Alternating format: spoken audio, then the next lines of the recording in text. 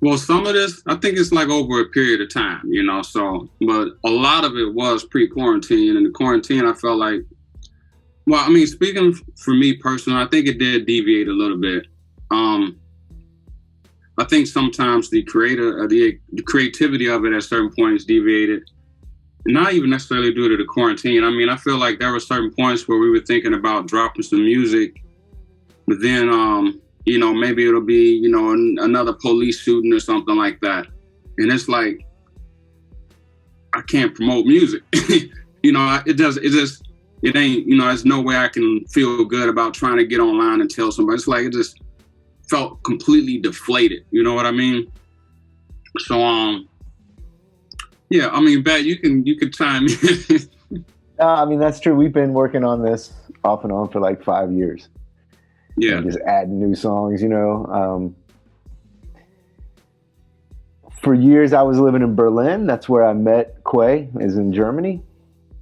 And so we've always kind of traded files back and forth over the internet. So that didn't change.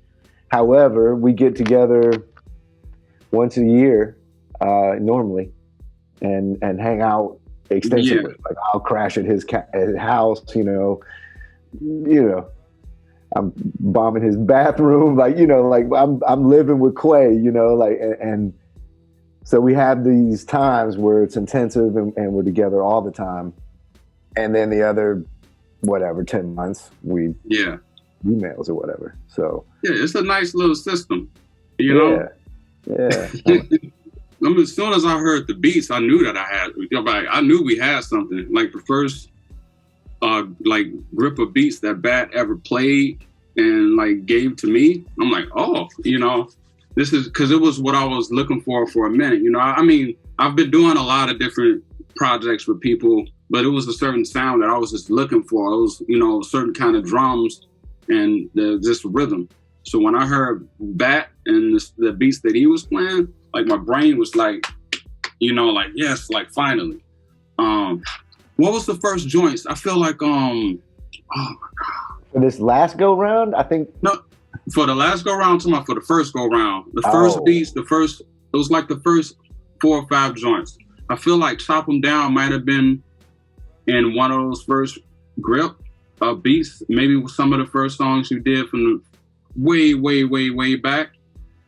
Oh my God, I can't remember titles, man. I'm sorry, but it was kind of from the joint. Bat got a better memory than me, man. No, I don't even remember that far back. This last go round, you sent Cloud Pour, which is the opening track for the record, and that was actually the first one. And I was like, it kind of set the tone. To keep it a little more lo-fi. Mm-hmm. Kind of set the bar what we were trying to do this time. The vibe. Yeah, so I feel like Stone Giant is like the sentient being comprised of like 100% pure marijuana smoke. And it's like I meditate, we meditate on these beats and rhymes about like everything, you know.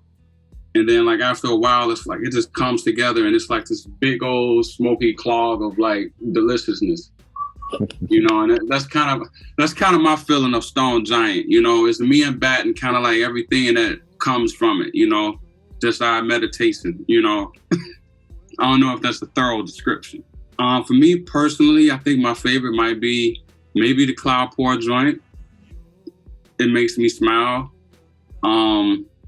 The new Halibut joint. That's dope. You know, is this something that I feel like?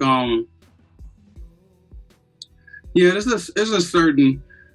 It just makes you feel good. It puts a smile on my face. It puts a smile on my face. You know, it's kind of like if you see like your favorite comedian or something, they ain't even got to tell a joke. Soon as you see their face, you just feel good.